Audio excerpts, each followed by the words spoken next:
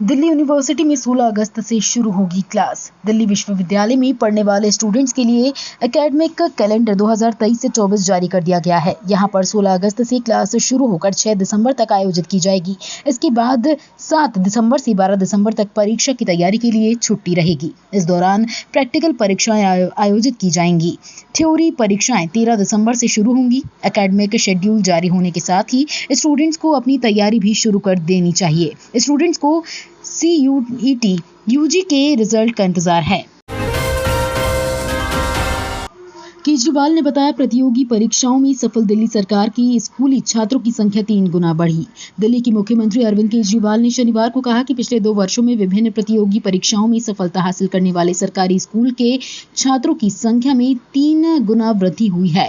केजरीवाल ने त्यागराज स्टेडियम में राष्ट्रीय पात्रता सह प्रवेश परीक्षा और संयुक्त प्रवेश परीक्षा में सफलता हासिल करने वाले छात्रों को संबोधित करते हुए कहा है कि जब तक हर बच्चे को समान और गुणवत्तापूर्ण शिक्षा नहीं मिलेगी तब तक देश का विकास नहीं हो सकता। केजरीवाल ने कहा, ये स्टेडियम आज सफल छात्रों से भरा हुआ है क्योंकि इस वर्ष 1391 छात्रों ने नीट के लिए अर्हता प्राप्त की, जबकि 730 छात्रों ने JEE मेन और 106 छात्रों ने JEE एडवांस में सफलता हासिल की। 2 साल पहले 64 छात्रों ने JEE एडवांस्ड, 384 छात्रों ने JEE मेन और 496 छात्रों ने नीट में सफलता प्राप्त की थी। तिहाड़ जेल के पास कॉल कर रंगदारी मांगने मामले में लॉरेंस बिश्नोई गैंग के 3 शूटर गिरफ्तार। दिल्ली पुलिस ने लॉरेंस बिश्नोई गैंग के 3 शार्प शूटर को गिरफ्तार कर लिया है। तीनों बदमाश जबरन वसूली के मामले में फरार चल रहे थे। उन्हें रोहिणी के इलाके से गिरफ्तार किया है। पुलिस ने शनिवार को इस बारे में जानकारी दी। उन्होंने बताया कि आरोपियों की पहचान कृष्णा नगर निवासी उदित साध, नांगलोई निवासी अनीश कुमार उर्फ मिंटू और निहाल विहार के मोहित गुप्ता के रूप में हुई है। हाईकोर्ट ने कहा, राउज एवेन्यू कोर्ट में भी शुरू हो सकती है पॉस्को मामले की सुनवाई। राजधानी के राउज एवेन्यू कोर्ट में भी 1-2 माह के अंदर पॉक्सो मामले की सुनवाई शुरू हो सकती है। अब तक यहां CBI व ED के अलावा सांसदों व विधायकों से संबंधित पॉक्सो को छोड़ अन्य सभी तरह के मामले की सुनवाई होती है। लेकिन हाल ही में एक नाबालिग महिला पहलवान द्वारा भारतीय कुश्ती महासंघ के निवर्तमान अध्यक्ष व भाजपा सांसद ब्रजभूषण शरण सिंह के खिलाफ दर्ज कराए गए पॉक्सो मामले की सुनवाई को लेकर मामला जब दिल्ली हाई कोर्ट पहुंचा तब महिला एवं बाल कल्याण विभाग ने कोर्ट में हलफनामा दायर कर बताया कि राउज एवेन्यू कोर्ट में भी पॉक्सो कोर्ट बनाने को लेकर कवायद जारी है। 400 विशेषज्ञ हटाने के मामले में आप और LG के बीच खींचतान जारी है। दिल्ली फेलोशिप के तहत दिल्ली विधानसभा में सेवाएं दे रहे विशेषज्ञों पर उपराज्यपाल के आदेश से की गई कार्रवाई को विधानसभा अध्यक्ष रामनिवास गोयल ने विशेषाधिकार का हनन बताया है। साथ ही इसे सदन की अवमानना भी कहा है। उपराज्यपाल के नाम लिखे पत्र में दिल्ली विधानसभा अध्यक्ष रामनिवास गोयल ने कहा कि सामान्य प्रयोजन समिति की सिफारिश पर विधानसभा ने दिल्ली विधानसभा रिसर्च सेंटर को बनाया था। इसे दिल्ली सरकार के वित्त विभाग ने भी मंजूरी दी थी।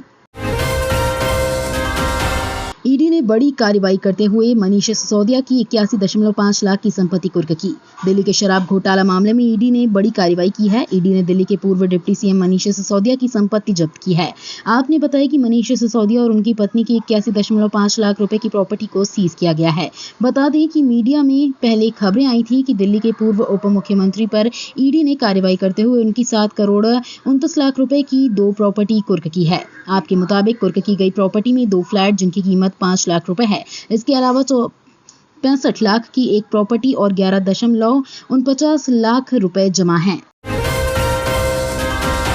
दिल्ली IGI एयरपोर्ट पर एलिवेटेड टैक्सीवे और चौथे रनवे की जल्द होगी शुरुआत। राजधानी दिल्ली के इंदिरा गांधी हाईवे पर एलिवेटेड टैक्सीवे और चौथे रनवे की शुरुआत 13 जुलाई से होने जा रही है। इसका उद्घाटन नागरिक उड्डयन मंत्री ज्योतिरादित्य सिंधिया द्वारा किया जाएगा।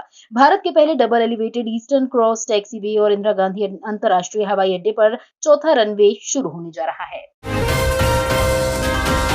दिल्ली में 14 नए फव्वारों की मिलेगी सौगात। G20 की मेजबानी में बनेंगे सहायक।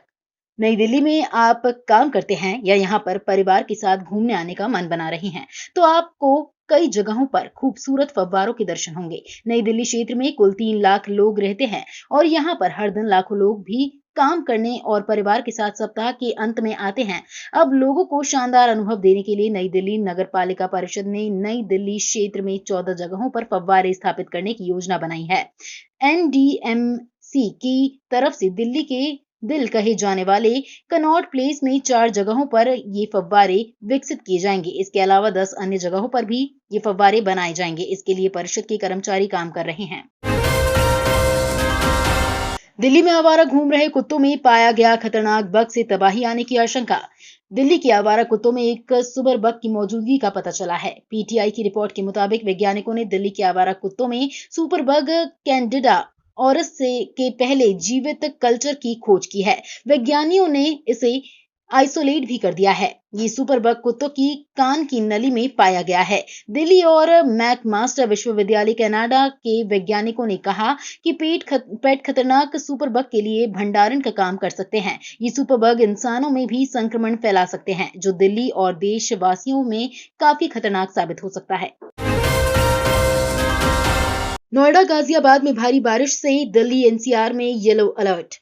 दिल्ली एनसीआर में भारी बारिश का सिलसिला जारी है। शनिवार सुबह से ही दिल्ली, नोएडा और गाजियाबाद के कई इलाकों में भारी बारिश हो रही है। मौसम विभाग की ओर से 2 दिन का अलर्ट जारी किया गया है। मौसम विभाग ने शनिवार शाम के लिए बारिश का येलो अलर्ट जारी किया था, मगर दिल्ली एनसीआर में दरमियानी रात ही झमाझम बारिश शुरू हो गई। बारिश करीब 2 घंटे तक चली। इससे तापमान में गिरावट होगी। वैसे मौसम विभाग ने अगले 2 दिनों के लिए येलो अलर्ट जारी किया है।